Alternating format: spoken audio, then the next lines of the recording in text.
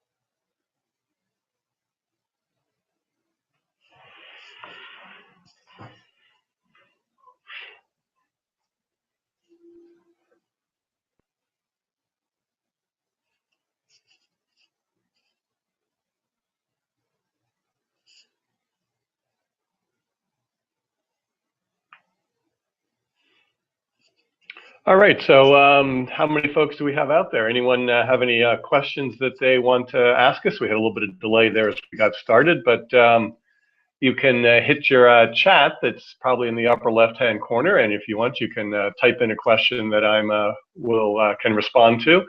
But as I say, we're just experimenting, first trying this out, seeing if we know how to make it work.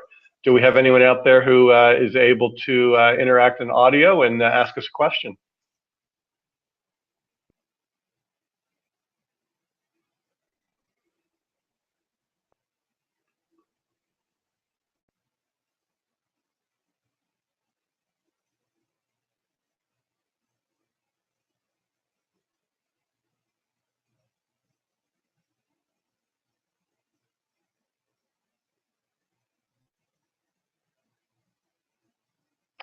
So again, do we have anyone out there who wants to add in a chat? Like I say, in the left corner, you have a group chat function where you can type in a question, and I'd be happy to respond to those.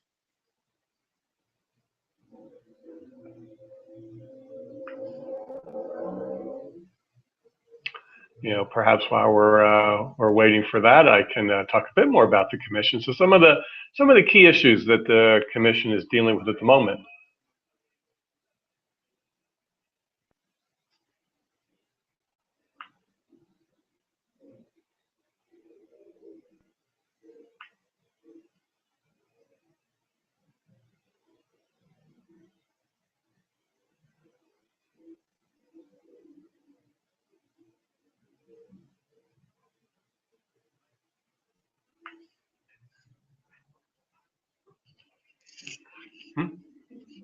So we're still, like I say, trying to see how to make this work here. But as I was saying, some of the key responsibilities the commission has been dealing with is one of the big ones is solar energy. To what degree is Arizona going to invest in solar? The commission sets a portfolio standard that has required the utilities in the state to be 15% solar by 2025. And there has been some debate over whether this standard should be continued. And then the larger issue that's been coming up then is how do we actually deal with what's called net metering? So if you have solar on your roof, during the day when the sun is out, you are potentially producing more power than you need, and you're sending that power out to the grid, to the rest of the utility system, to your neighbors. And then in the evening or a cloudy day or perhaps the middle of summer when your air conditioner demands more than you're producing, you're pulling power back off the grid. And literally the way the program works for most of our utilities is when you're sending power out, the meter is spinning backwards. When you're pulling power back in, the meter is spinning forward. And at the end of your month, your bill is based on what your net use is. So that's called net metering. This has been a highly controversial issue. There were some hearings on this in November. Arizona Public Service, one of our major utilities in the state, was saying that they believed that solar customers were being subsidized $50 to $100 per month. The solar industry came in along with many solar owners and other advocates and said, no, this analysis is wrong. In fact, you should be paying solar producers more. Instead of the utility building a new power plant, the solar producers invested 10, 20, in some cases $30,000 or $40,000 with the panels they put on their roof, and that they avoided the utility having to make this expense. And besides, when a solar owner is sending power next door, the utility's not having to buy power and ship it down from other parts of the state and use power along the way. And so that's the net metering issue. And so in the end, what the commission decided was that they would agree that perhaps there was some shifting of costs, but they set the fee at what works out to be about $5 a month instead of the $50 a month. And this remains a controversial issue. It is one of the issues the new commission will deal with. It's an issue in which I would be very interested in representing you, the citizens of Arizona, and making sure that we continue to invest things in a way that we are taking care of our future. Okay, so I see we do have one question here from Ken in Phoenix, and he's asking, how can we make sure Arizonans retain solar choice regarding rooftop solar? So Ken, thank you for the question. And this is of interest clearly to many of the ratepayers, many of the homeowners in the state who would like to invest in solar, perhaps those who have already invested. We have about 40,000 people in the state who have already invested in solar power. And also, of course, of interest to the solar industry. We have built an industry that unfortunately has been losing some jobs because of some of the recent decisions by the commission. So I think what you really need to do is you need to make sure we have a commission that will continue to support policies like net metering, will continue to support keeping any fees that may exist for net metering low and affordable so that solar is still a good investment. We also need to make sure that we don't loosen the portfolio standard. This standard that I talked about that said that that our utilities have to be 15% solar by 2025, what it also said is that approximately a third of that power needed to come from distributed generation, as in individual rooftops, as opposed to utility scale, large, several square miles of panels that are directly feeding power to the utility. So there's this call out for distributed. So we need to make sure that stays in place. Another issue over which the commission doesn't have direct responsibility, but will probably fall before our state legislature, because the governor has not dealt with it, is that the Department of Revenue in the state recently announced that they were going to begin taxing a property tax on leased solar systems. So there was an exemption passed that was believed to apply to all solar systems. It said basically, if you add solar to your house, you aren't going to get a property tax for an increased value to the house. And the ruling came out recently from the State Department of Revenue that said, well, if you own the system, that is the deal. But if you lease your system, then the owner is going to have to pay the tax. So in many cases, that would be a Solar City or a Sunrun who you would have leased the system from. And those entities typically have leases where the cost gets passed back to the homeowner. So that could be a fairly significant cost that becomes a disadvantage for pursuing solar.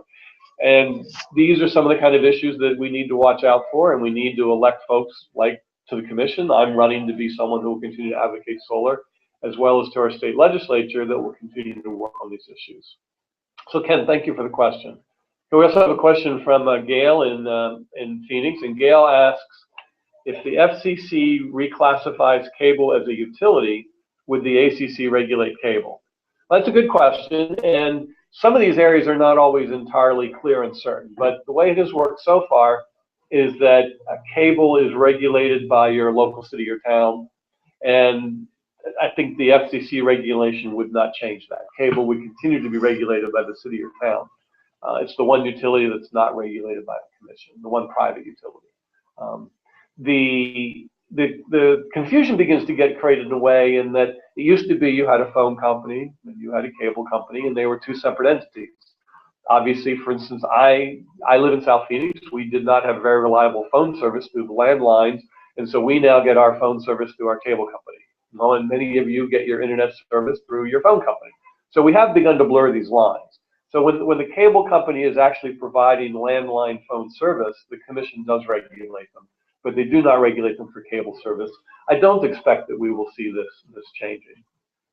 So we have another question from Ben, and Ben is asking, what is the best case scenario for a robust Arizona solar economy? Okay, Ben, thanks for the question. One of my key strategies in the campaign has been to point out to folks, look, investing in solar energy is not just so that you can have a solar array on your roof. It's not just so that we get power from Arizona from the sun, which is good. I mean, by and large, solar is a cleaner, lower water using technology, depending on whether we go with photovoltaic, and the costs are increasingly dropping. So for these large scale systems, what I've been told by the experts is within a few years, the larger scale systems will be competitive with other forms of utility power. Rooftop solar is a bit more expensive, but there are other good reasons why we pursue rooftop solar, and we are going to get better and better at how do we integrate that into the grid and make our local neighborhood grids more stable. We have not used solar in that way, but that is something that we will begin doing as we move forward. So I think the key here, getting back to the question on the economy, is that investment in solar is an investment in building a new economy. It's an investment in building a new industry in Arizona. So Arizona has the potential to be a leader on solar and solar power. And by doing so, we will bring jobs to Arizona. We will be not so much producing the panels, but we could be partnering with Mexico right across the border to be producing panels, but we can be at the cutting edge of technology, leading to new jobs in Arizona. In a similar vein, we have the ability to continue to be a leader in energy conservation and efficiency, as well as water conservation efficiency, two issues critical to Arizona. And again, being the leader on these challenges, which are not just challenges for us, but they're global challenges, will help us to continue to build more jobs in the economy and be the experts who will export that technology. So that's, I think, one of the keys, is just recognizing that an investment in being at the cutting edge of technology does in fact build our economy through new jobs, as well as affordable and reliable water and power, which is fundamental to bringing new jobs into the state. The other point I would make on this is to say, maybe directly to Ben's question of how do we build a robust solar economy, it's we make sure that we continue to be an encouraging economy, an encouraging environment for solar producers to want to come here and solar technology drivers. At the moment, because of some of the decisions the commission has made to establish a net metering fee, to talk about raising those fees, and decisions we've made in the state governor and legislative level to allow taxes to start to be levied against leased solar, is beginning to lead to a decline in the solar industry in Arizona. So we need to reverse that. We need to make sure we are electing officials who will help advocate and promote solar for our state. So we have another question from Greg. And Greg says, what are the steps someone would have to take to install their own solar panels? Well, good question, Greg. Certainly the vast majority of people who do solar contract with a local business. So that's certainly one way you can go. That's what most people are doing. And there's a number of ways you could do that. If you call your local utility, they actually will refer you to for me, when I checked, it's a website you go to, and you put in your information, and then a contractor is contacted to get back in touch with you. That's one method. I think another method that's very good is going to organizations that track reputations of different businesses. Something like an Angie's List. So if you went into Angie's List and you put in your area of the community and you were looking for a solar installer, you would get to see a list of who's highly rated and has done the most number of installations in your area, and you could choose that way. You know, one of the best is word of mouth. If you know someone who has a solar system, if you know someone who knows something about it, you know, talk to them. There are a number of very good companies out there. There are a number of national companies that are competitive in Arizona, and there are a number of local companies that are Arizona-based. And so that's another choice you can make. Really the first choice, the first choice is get in touch with someone. Really the second choice you have to make is, am I going to buy the system or am I going to lease it? Costs have dropped enormously. I installed a solar on my house within the last year, and I paid half what it would have cost me 3 years before, just because panels are cheaper than they used to be. But still, 60 to 80% of Arizonans lease their system. And they do that because it's little or no cost down, and then they have a savings every month in their energy bill that is more than sufficient to cover their lease costs. But that's a basic choice you need to make, and again, multiple deals out. Clearly, wherever you're going to go, you need to carefully investigate and make sure that you're getting a good deal with a reputable company. And I'm not sure if this is where Greg was going with his question, but you can install your own system. I mean, you could go to Home Depot and you could buy a solar panel system. You go to Costco, you could buy a solar panel system. You could order one online.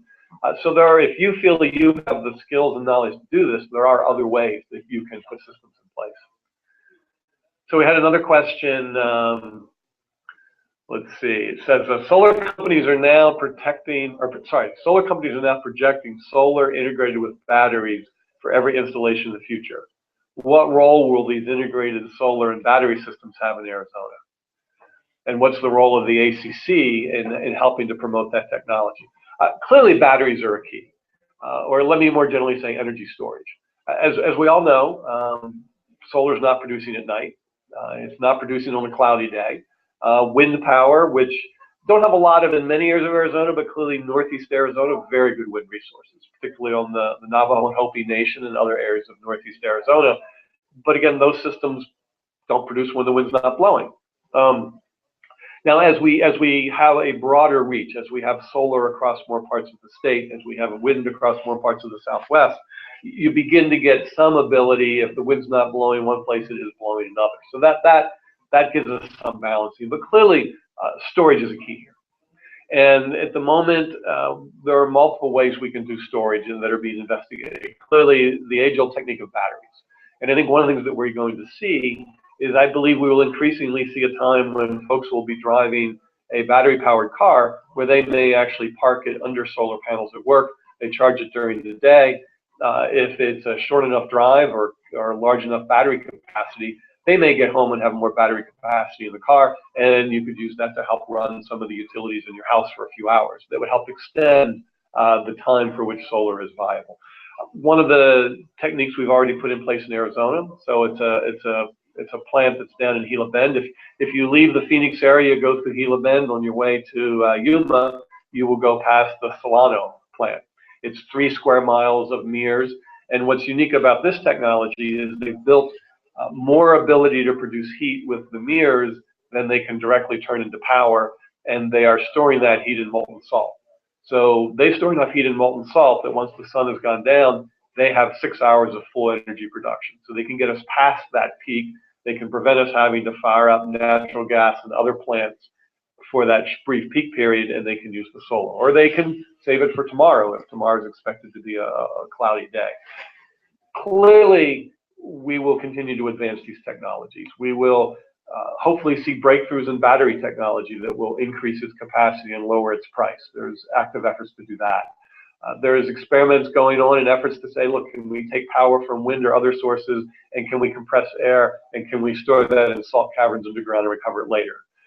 Something we already do in Arizona, we could use renewable resources to do it, is take water between 2 dams and pump it back up to the higher dam, and then at night or when you need the power, release it back down again. This is called pumped hydro storage. So these are many things we can do. There are a few things the Corporation Commission can do. One is, of course, to recognize that investments in these kind of technology are just and reasonable investments for utilities to make and allow them to cover them in their rates. There are also beginning to be some efforts where utilities are being asked to provide a certain amount of battery storage or other storage capacity, and they're required to do so.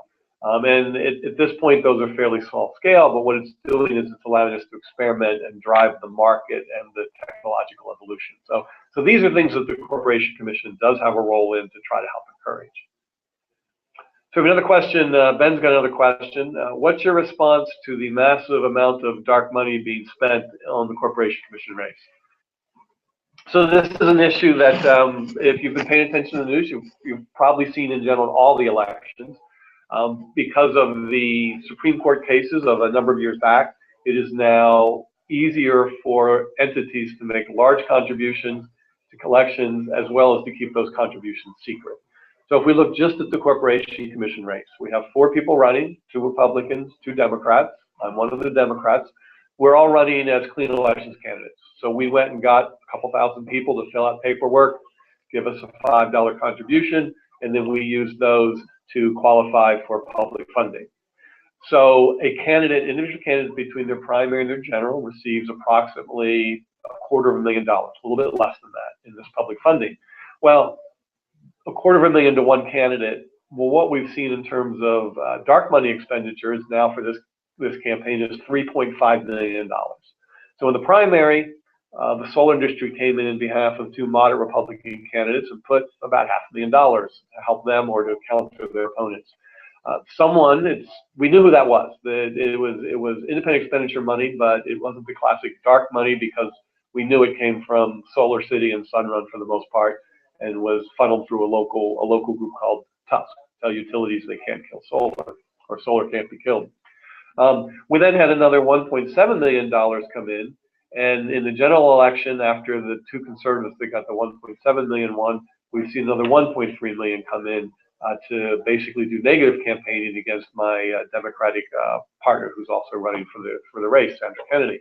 So we've had $3 million come in, which is obviously far in excess of the $250,000 the candidate has. So there is no way as a candidate that you are able to compete for the television media buys and the mailers that these large independent expenditures can do. So clearly it distorts the campaign. That alone is a problem. The other main concern that is being expressed, and I myself have with the current one, is it's okay, it's secret money, but it's the worst kept secret. Pretty much every expert in the field will tell you that they believe this money is coming from Arizona Public Service. And Arizona Public Service will neither confirm nor deny. Actually, I had a great meeting with the CEO of APS. And we exchanged perspectives for an hour and a half or so. And really, just at the end, that I raised this issue and just said, look, I just want you to realize I don't want to leave here without you understanding that a key part of my campaign strategy is going to be don't let APS buy the commission. And they sort of smiled and acknowledged that clearly, given what's going on, that's what I'm going to do. But again, there was no confirmation or denial. But I think it's safe to assume that a significant portion, if not all of these funds, are coming from APS or their parent companies or their allies. The problem this creates is you basically have a utility buying the commission that regulates it. And the commission, in fact, does have the authority to order that this reporting is made public, but they have not done so. It's clearly in the interest of their integrity and independence to require that reporting. I believe they just don't have the political courage and they aren't willing to stand up for that kind of funding, which could ruin their political careers, in order that it be done. Well, if they aren't willing to do that, how much can we know that they're going to make independent judgments when APS comes in for something they want, like a rate increase from the commission? So it's always been the historical policy of utilities that they would not get involved in the elections of the people who regulate them. I believe that was the right policy. I believe it was a serious mistake on APS's part to change that policy. I certainly hope that once this election is done, we will get back to where, the utilities follow the proper venues before the commission to make their cases and don't basically go out and try to buy the candidates before the election. So hopefully we'll be done with that. We have another question. So what future does wind power have in Arizona? I think it can have a very bright future, and it depends where in Arizona. For those of us who are sitting in central Arizona, sure, we have a few windy days. By and large, we don't have the potential of wind power. But as I mentioned earlier, Northeast Arizona does. So up on the Coconino Plateau, outside Flagstaff, particularly on the Navajo and the Hopi nations. And at the moment, we do a lot of energy production from the tribal lands of Northeast Arizona. The Navajo Nation is home to several large coal plants and coal mines to feed those plants and others. And that's an economy that I see continuing into the future.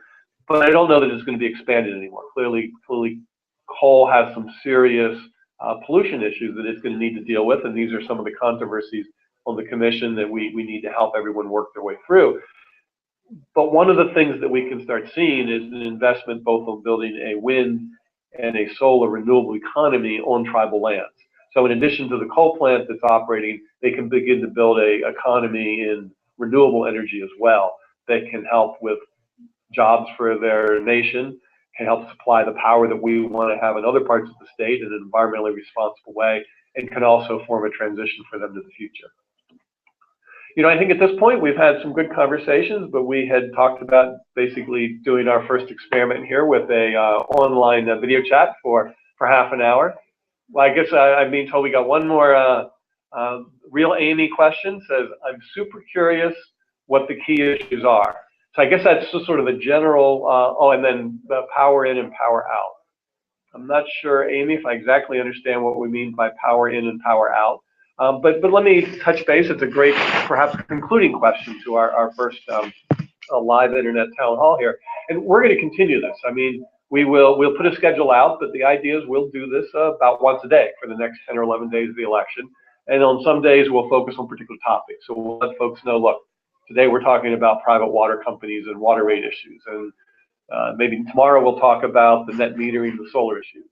And then perhaps another day where we talk about what are some of the longer term issues that we need to prepare for. But Amy, on your question, sort of what are the key issues? I'd say the first key issue for me is we need to move beyond the divisive politics where we're not making decisions, we're not investing in our future. For me, a key reason of running is I've spent my career trying to make Arizona a more sustainable place and to manage our water, primarily our water, but water and land use decisions.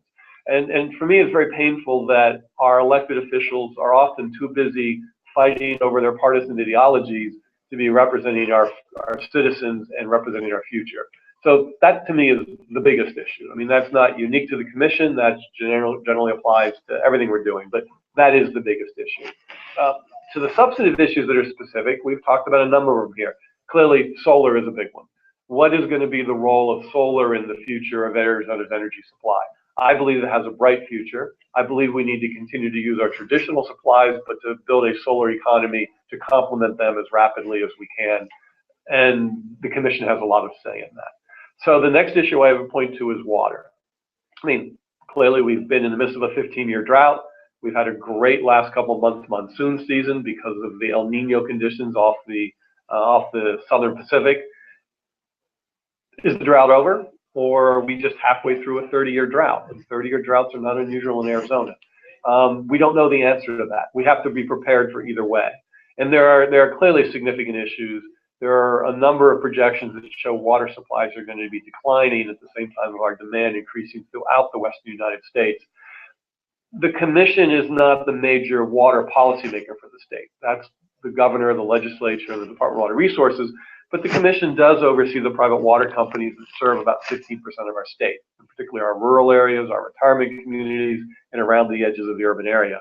We need to make sure that they have a long-range drought plan, a conservation plan, and a water adequacy plan. They are required by the state water agency to do all three of these. What the commission can do is make sure they have the adequate resources and capacity to do a good job.